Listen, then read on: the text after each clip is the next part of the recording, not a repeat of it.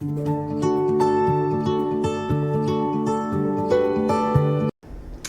hi kids, it's Helen here again. This is our 6th and final class, and I hope you're still enjoying cooking with us and learning how to cook and use your cooking skills every day, I hope. And so today we're going to make bagel bites, and they're fun. They're like mini bagels, and you make little pizzas out of them. And so they're quick and easy, but they're lots of fun and they're easy to eat. And before we start, once again, I want to thank the Government of Manitoba for the Safe at Home Manitoba grant that allows us to bring this program to all of you. And I also want to start with our safety tips that we've all been learning. So you know about them. I've already washed my hands, so we want to wash our hands all the time because it's really important to ensure that we wash away germs. And we want to make sure that you wear short sleeves. Like I wear short sleeves all the time, but if you wear long sleeves, make sure you roll them up. Don't just push them up, roll them up so that you don't get gunk and stuff in your food and you don't get anything in your equipment that you're using. And then if you have long hair, tie back your hair because you don't want that to get in equipment. And you also don't want to get hair in the food. That's kind of gross. And always have someone to assist you if you're small in getting hot food out of the oven, and always use oven mitts. And then we talked about knives. We're going to use a knife today.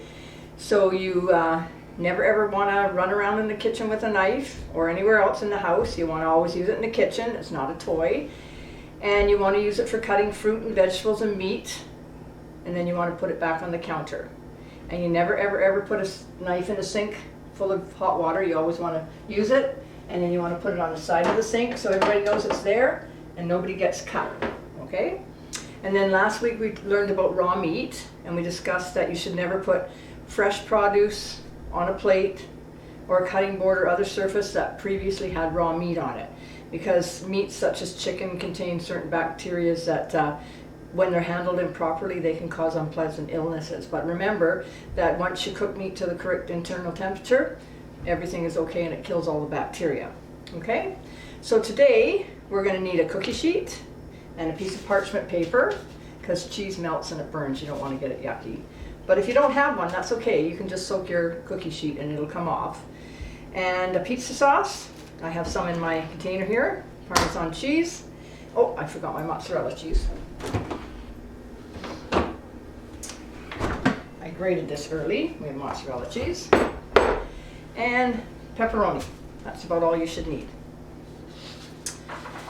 So let's talk about cheese. So there's so many cheeses in the world. There's lots of cheeses. In most places that you go, whether you live in BC or Alberta or Saskatchewan, Manitoba, Quebec, Montreal, everybody has local cheeses, and they're wonderful cheeses. We have all kinds of good cheeses here.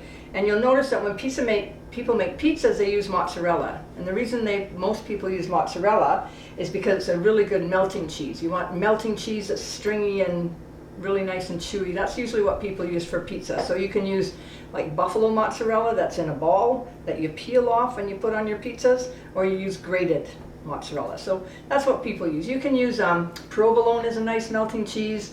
Monterey Jack is a nice melting cheese, but those are stronger flavors, and you can put them on, but you don't want to put as much as you can with mozzarella because excuse me, they have a little bit different taste. But you can put all different kinds of cheeses on your pizza. You can put goat cheese on your pizza if you want. That's a nice melting cheese. I personally don't like goat cheese, but you can. But it depends on what your preference is. You can put all kinds of cheeses on, but you want a cheese that's a melting cheese, okay? So you also want to remember when you're buying cheese, there's no right or wrong way to buy cheese. But you have to remember, if you buy pre-grated cheese, those ones in the bag that are grated, they're not going to melt as good because they have what's called cellulose powder in them. And the reason that they put that in there, that allows the cheese that's grated to stay separated. And so when you grate cheese, like mozzarella like this, just fresh mozzarella, it sticks together. If you pre-grate cheese and you want it to stay separated, you need cellulose powder in it. And that cellulose powder is made by cooking raw plant fiber, usually a wood product, and it's chemical. There's a chemical process that separates it, and then they purify it so that it's good for food. Now, there's no known side effects to that, and it doesn't hurt a person, but it's used in all processed foods. So all of us, don't feel bad about it if you do that, because, for example, today I'm using this Parmesan cheese, and it's a processed food, and this has cellulose in it, and this is what happens to make it grated and stay loose. It has cellulose in it so that the pieces of the Parmesan stay loose. So don't feel bad about, I mean, everybody in their lifetime has eaten processed food. We all have. So it's not good or bad. So this is fresh cheese. It's been grated. And this is processed food that has cellulose in it. It's just that if you want a cheese that's going to melt really, really well, you want to get a brick of cheese that you grate. And that's just the difference between it. So you'll notice that if you put pre-grated cheese on a pizza, it sometimes takes a lot longer to melt, and that's because it has to break down, because it has a product in it that helps it stay separated. So it's going to take a lot more to bring it back together. Okay, so try and use a brick cheese, and there's lots of local cheeses that are just wonderful. And if you haven't noticed yet, I like local food, so I always buy fresh local food. So first of all, we're going to get somebody to help us turn the oven on to 450.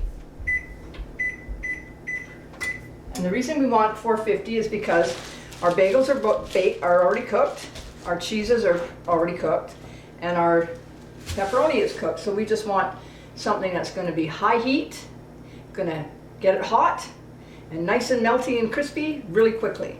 Okay, so this is a nice, quick, easy thing to make, okay? So then you're going to put the parchment paper on your cookie sheet. So what I want, you'll notice on the recipe it says, step number 2 says to take your pepperoni and put it in the microwave and microwave it for a bit, and then pat the pepperoni and take the grease off it. I don't want you to follow that. The pepperoni that we have here and in most delis in our country, they make really, really good quality products, especially in our co-ops and most meat stores. You don't have to do that. Our salami and our pepperonis are not greasy. I don't know why that's in here. Most of our products are really top quality and they're not greasy, so you don't have to do that. So I'd like you to skip that process. There's absolutely no reason to do that to our meats, okay? So then we're going to take our bagels that we have, and if you get a bagel, just get a nice small bagel. We don't want the big ones, because the bigger you get, the bigger the hole that's in it. And you're just going to separate them. And we're going to lie them out flat. These are fun. I don't know if you guys remember eating the little pizza bagel bites that you get in the store. They're processed foods. I remember my daughter when she was little, I used to treat her to that once in a while because she really liked them when we made them. And they're kind of tasty. And then you're just going to take pizza sauce. Now, if you get a jar of pizza sauce, the pizza sauce is good, but if you like something a little bit different and you want to change the flavor profile, what I do sometimes is I get some garlic, and you can just take a whole garlic and a garlic clove, and you can rub it onto the bagel if you like garlic, and before you put the pizza sauce on, because that gives it a nice flavor. Or you can take your pizza sauce and you can put some sriracha spice in it, or you can put some red chili flakes in it if you want it a little bit spicier. So you can do all kinds of things to make it a little bit spicier than what it is. So this is my pizza sauce that I just took out of the jar, and I did add some spices to it because we like ours spicier. So just take a little bit of pizza sauce, and don't put too much on it, because then you'll make it too soggy. It says a tablespoon for each one. That should be enough. Just put it on the edges, but don't put more than a tablespoon, because then your bread gets soggy, and you don't want the bread to be soggy.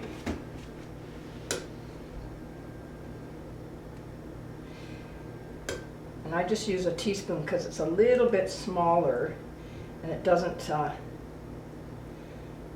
all over. And you don't have to be precise with pizzas, right? Because it's just for you, and you're just making it for good eats, right? Cooking is not a science like baking. So if you're baking something, you do have to measure. If you're cooking, you don't have to measure exactly, and you can adapt. You can change things up when you're cooking.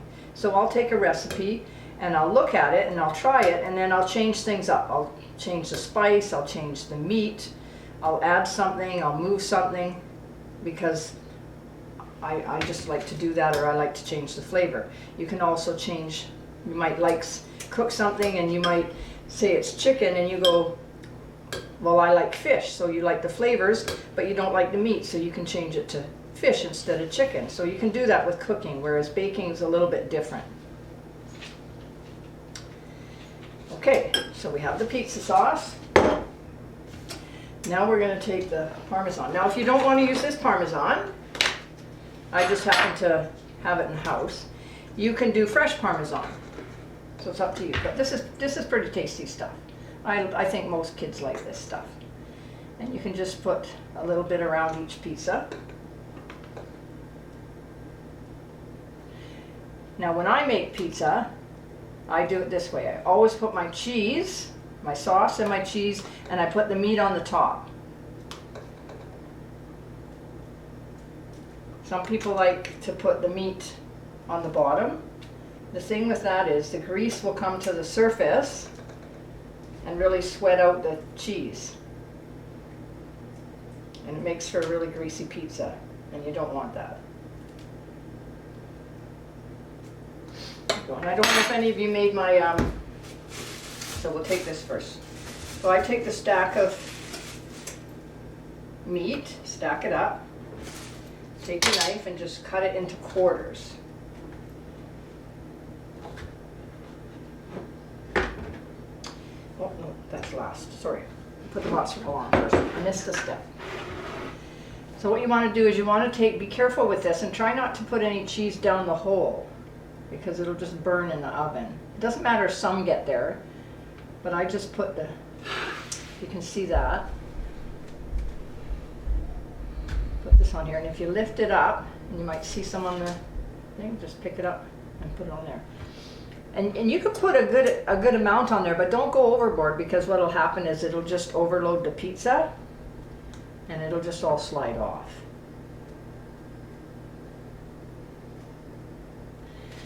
I mean, I like cheese, but sometimes too much cheese is a bad thing. Just pick it up.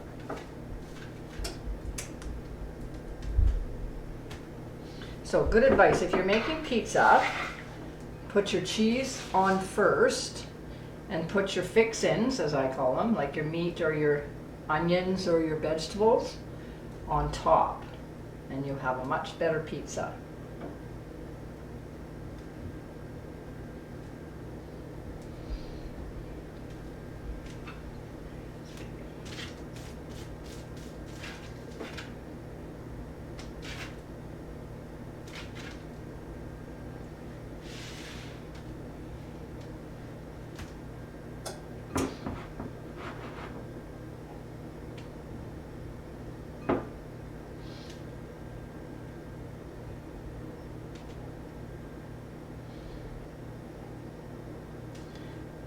And I do this because I'm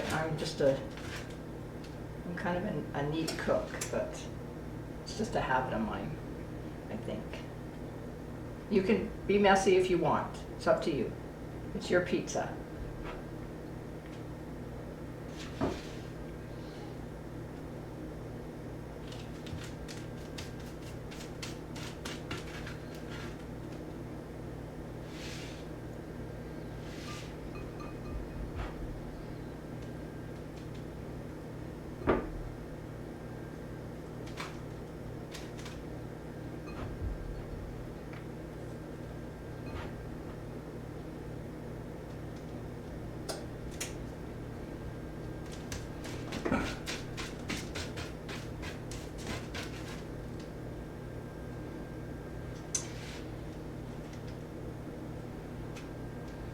Okay, so the reason I cut these in quarters is because the bagel is kind of little. So we're just going to take these.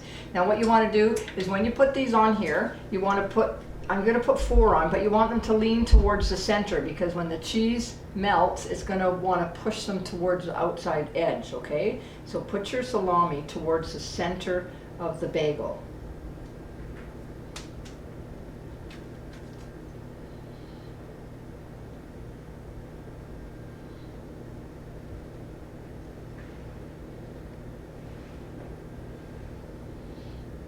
Now, I always cut my pepperoni on a number 1, because I find that if the pepperoni gets too thick, it just sort of, it doesn't come out as nice. If you put your bagel or your salami at a number 1, it gets nice and crispy in the oven. Or not crispy, but it turns up and it's just tastier.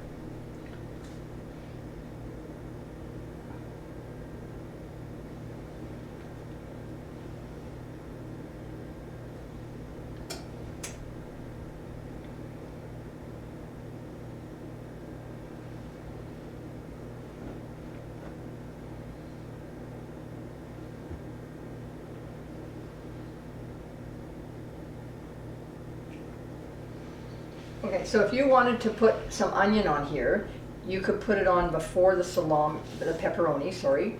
But don't put too much, because remember, when you put vegetables on a pizza, vegetables are 75% water. So if you put too much on, it makes your pizza soggy. That's what a lot of people do. They put too much on and it makes them watery. And the reason your pizzas are watery is because vegetables have a high concentration of water. So just put a little bit on, especially when you have a little bagel bite. Now we're going to put these in the oven.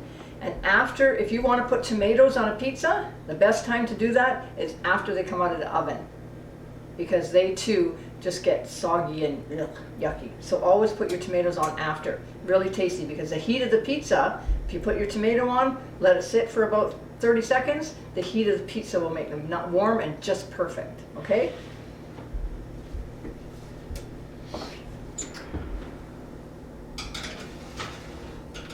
Okay. Okay, so I'm back, kids. Now I made some last night, so after you're done, you want to come back when they're hot out of the oven and see what I told you about. These are the ones I made yesterday. Because of the oven, the heat of the oven, you'll see how the pepperoni curled up, and it's nice and not crispy, but it's nice and cooked, and the edges of it are just nice and crispy, which is a perfect pepperoni. And then at the end, what you want to do, was I sprinkled a little bit more Parmesan cheese. And you'll notice I only have 4 here, because last night they smelled so good that Dennis ate a couple for a snack. And he said that they were really, really good. So that's a great test. So I just wanted to say that these are really tasty and they freeze really well. So what you want to do is let them cool completely and then freeze them for about an hour flat like this. And then you can put them in bags or containers. And then when you come home for after school, just either pop them in the microwave or put them in the oven. So these are a really, really, really good thing to have. Well, I don't know if they'll make it in the freezer because they taste really, really good. So, well, kids, this is our final session of the Little Kids Chef program. And I really, really enjoyed doing this with you. I really did. It was a lot of fun. And I hope that you guys had fun too. I love putting together the different recipes for you. And I hope you enjoyed learning how to bake and how to cook. And it was lots of fun. And I hope next time we get together, we'll be able to maybe do it in the community center where I can see all your little faces and we can do things together.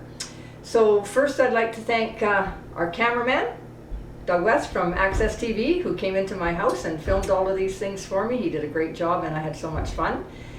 And I'd also like to thank Amanda Berger from the municipality of Deloraine Winchester for the work she did setting up this program, getting all organized, all the little kits for you and measuring all the ingredients and delivering them and then getting them set up for you to pick up. She did an amazing job. She's just a wonderful friend and a wonderful person to work with. She's just great. And also the municipality of Winchester, Deloraine Winchester, for letting us do this program. And last but not least, I'd also like to thank the province of Manitoba for their Safe at Home Manitoba grant, which enabled us to bring this program to you. And also to Co-op, because Co-op helped us get all of these products and food items together to bring to you. They're a great local store, and I'm a very big supporter of local. They were wonderful to us and they helped us a lot, all of their staff.